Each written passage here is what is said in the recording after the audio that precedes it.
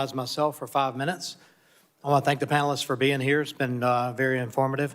I approach energy in two broad categories.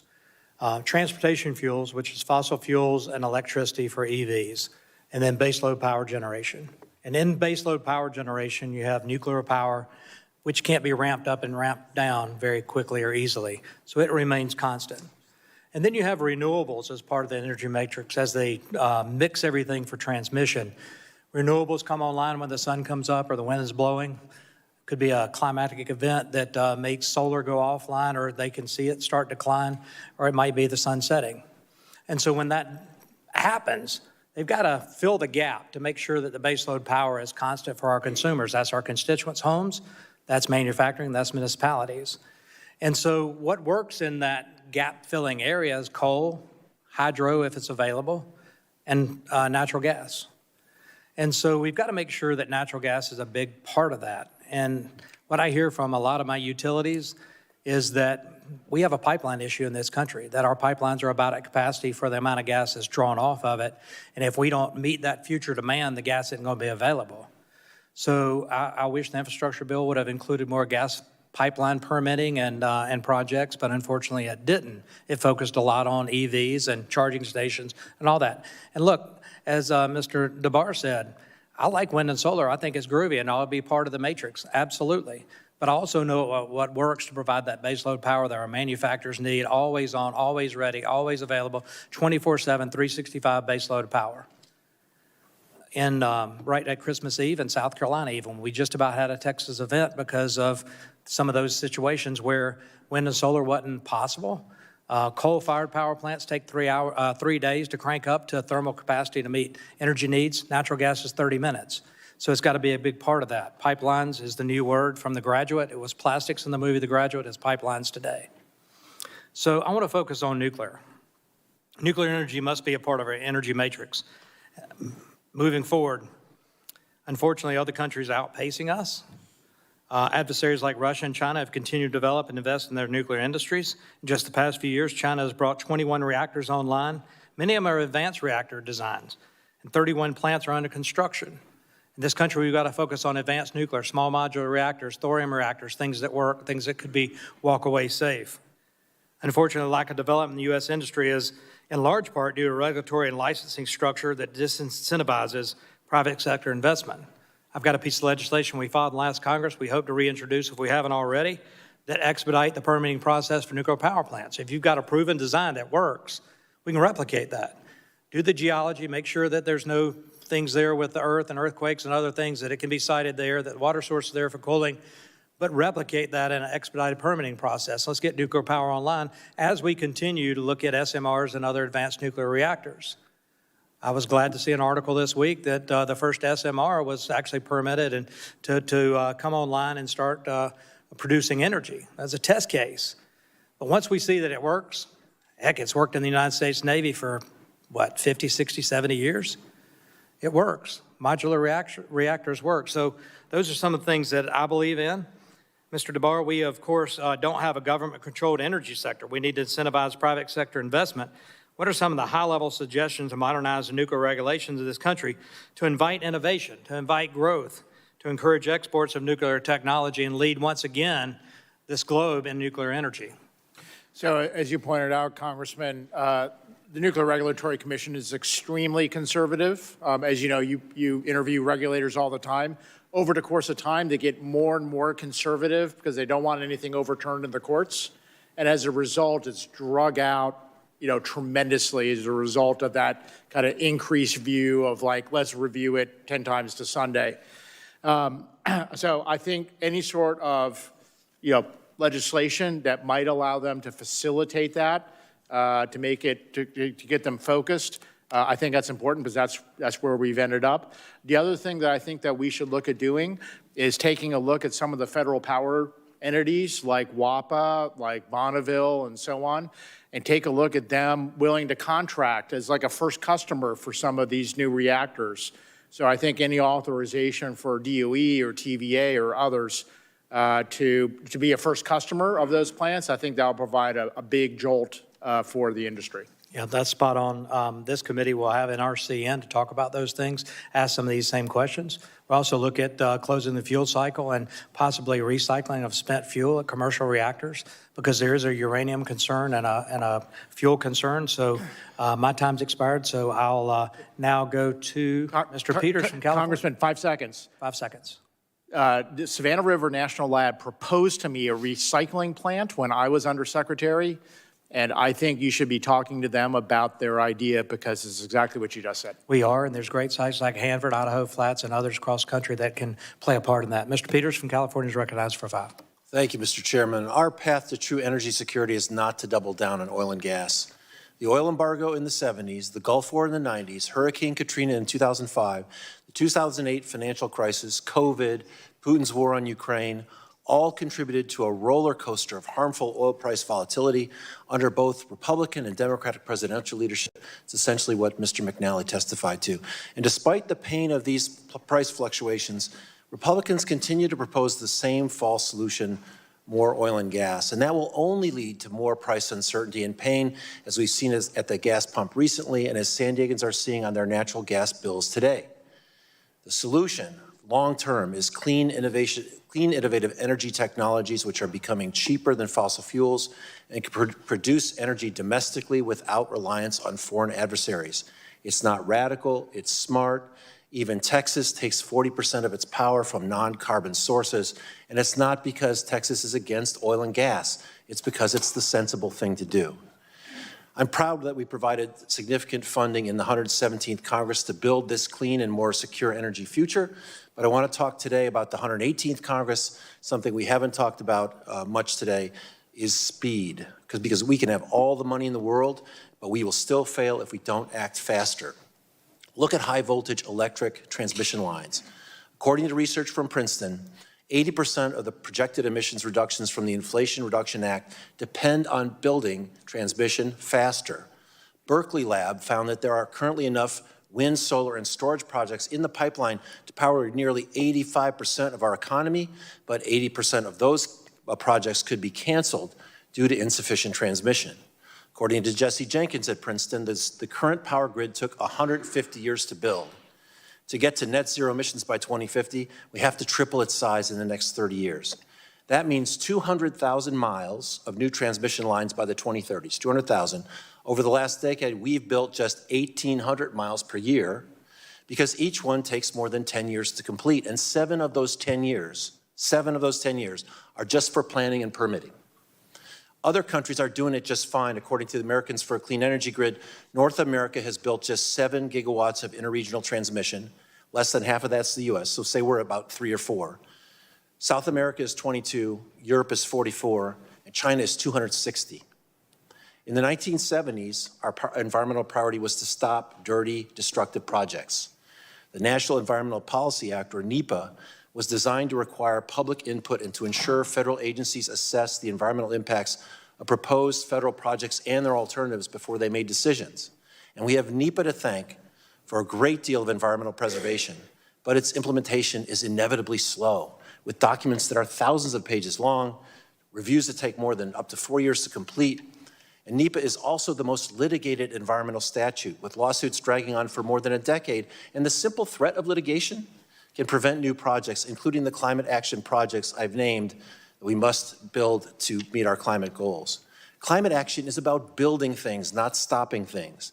To save the planet, we must build transmission, utility-scale solar power, passenger rail, hydrogen pipelines, direct air carbon capture, bike lanes, tons of infill housing. And ironically, many of the laws intended 50 years ago to protect the environment could undermine our climate action. Some claim that NEPA isn't the problem or that it can't be touched, but as someone who's practiced law in this field, I must say I don't believe we can sustain project-by-project litigation on climate initiatives and still achieve climate action with the time and the money that we have. These excessive process requirements effectively inflict a punitive tax on clean energy. And fixing laws to serve the public good, that's our job. We can achieve high environmental standards with less time. NEPA was signed into law in 1970. 165 of our congressional colleagues were not even yet born, And we are as far in time from 1970 as 1970 was from 1917. This is an old law, folks. And we are charged to update it for our times, and that's okay because it didn't come from Moses on tablets. It came from people just like us who had IBM Selectric typewriters. Excessive process is not the only climate challenge, but it is one undeniably. And those of us committed to climate action who say that it's the greatest threat we face, we're called on to rethink cumbersome requirements that are decelerating clean energy projects. To unlock a future that doesn't depend on greenhouse gas energy, we have to update our environmental laws to make it easier, not harder to build. I encourage all of us to engage in a constructive process with the White House, with the communities of interest, to come up with real bipartisan process to enact sensible permitting reforms, deliver energy security and environmental protection for the American people. I look forward to working with all of you on that, and I yield back. Thank the gentleman for yielding back. The chair now recognizes Mr. Palmer from the great state of Alabama for 5 minutes. Thank you, Mr. Chairman. I want to start off by talking about how these Green New Deal policies impact people. Right now, there's about 2 billion people around the world who have little to no access to reliable energy. And it reminds me of a quote from Thomas Hobbes' book, The Leviathan, when he described life at that time as solitary, poor, nasty, brutish, and short. To just give you an idea of what having access to reliable energy means, the World Bank reported that since 1980, energy consumption has doubled. It was half what it is today in 1980. And extreme poverty was 4 times higher then than it is today. Life expectancy, because of China's expansion of their energy grid, and obviously it's mostly coal-fired power plants, but their life expectancy is increased by 10 years. This is not just, I mean, I worked for 2 international engineering companies. You're going to hear me repeat that multiple times. I have a pretty good idea of what it takes to generate power. I worked in everything from refuse to energy to aerospace, different projects. And I'll just be honest with you, and it's not just my opinion. There was a report from the Electric Power Research Institute that basically says that the study shows that clean electricity plus direct electrification efficiency are not sufficient themselves to achieve net zero economy-wide emissions. In other words, no amount of wind turbines, solar panels, hydropower, nuclear power, battery power, electrification of fossil fuel technologies, any of that is going to get us to net zero by 2050. That's a Wall Street Journal article describing that policy, that research paper. Ms. Jackson, you and I have had this discussion before. I grew up dirt poor. My dad had an 8th grade education. He built the house that I grew up in. He only finished what he could pay for. Unlike the federal government, he didn't spend more than he had. But we heated the house with a coal heater that sat in the kitchen. And in the wintertime, we slept under about a foot of blankets that my mom and grandmother and great aunt quilted. What does it mean to people when they see their power bills going through the roof and they're having to make decisions on how much food they can afford to buy and still be able to adequately heat or cool their home? You know, one of the things that we always advocate for, because I hear a lot of people talking about climate change policies, but I've never heard anybody talking about actually how many degrees is going to save.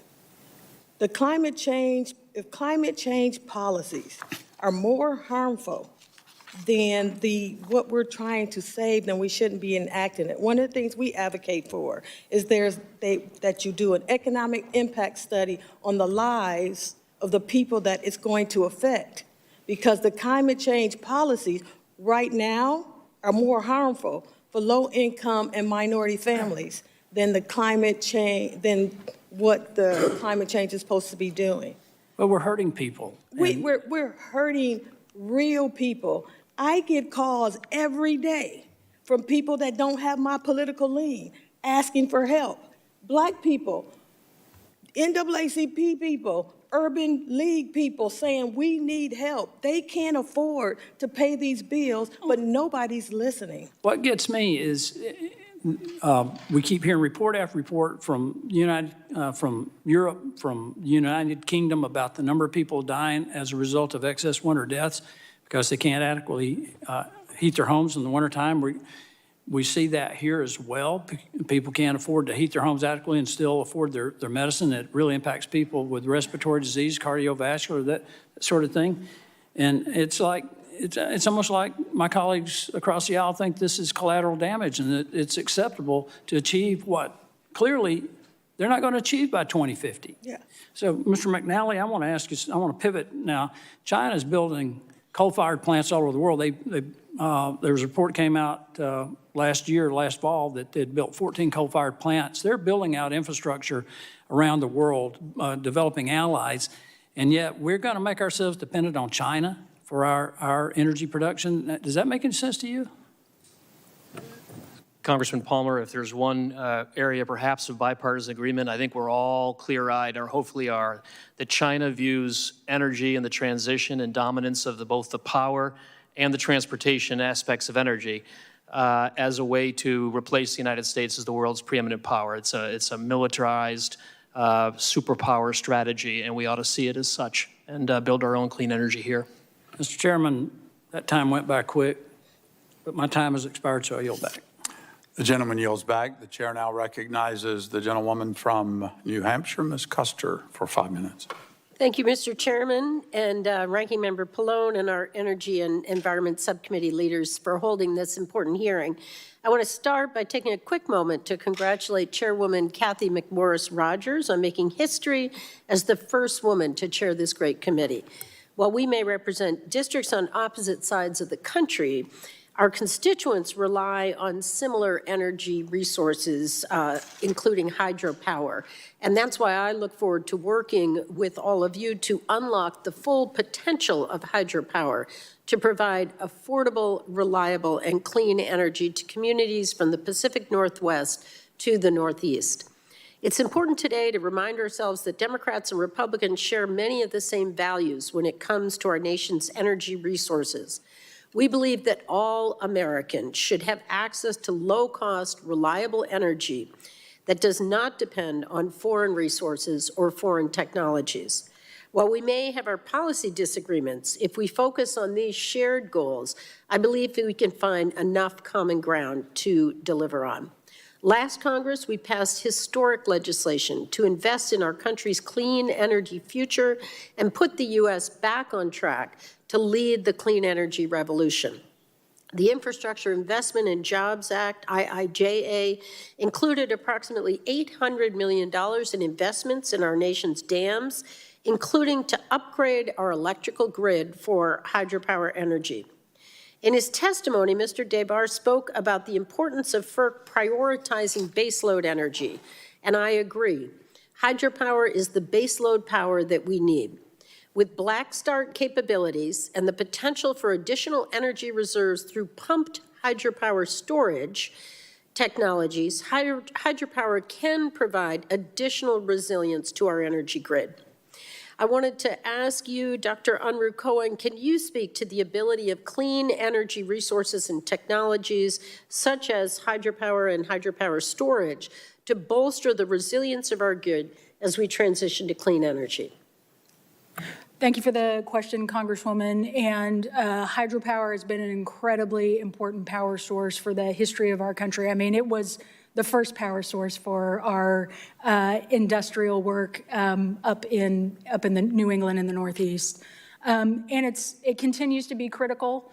And I think the important thing to consider for this committee, and especially looking at the investments that we've made in dams over the past few Congresses, is the water cycle is very sensitive to climatic change. And so we are going to see challenges to hydropower. Unfortunately, our friends in the West are really seeing that challenge now with the Colorado River level, but it impacts in the Northeast too. And so in order to continue to provide that incredibly important clean energy from hydropower and from pump storage, we really need to look at the investments and make sure we're maximizing the clean power that we're getting from our dams around the country. Yeah, and I just would add this pumped hydro storage. I was out in Mr. Curtis's district in Utah and meeting with the company there that is interested in pumped hydro storage and how that can be help with baseload and with peak and how we manage that. So my time is limited, but I'll just say it's important that this committee does not overlook the potential of our nation's hydropower resources to deliver abundant, reliable, clean energy. It exists. We have 90,000 dams. Some of them can be retrofitted with turbines. So I remain committed to pursuing holistic and comprehensive policies to bolster our hydropower generating capacity and to ensure our nation's energy independence, and I hope that will be on a bipartisan basis with our committee. I stand ready and willing to work with each of my colleagues here today to make good on these promises for the American people. And Mr. Chairman, I yield back. The gentlewoman yields back, and I thank you. The chair now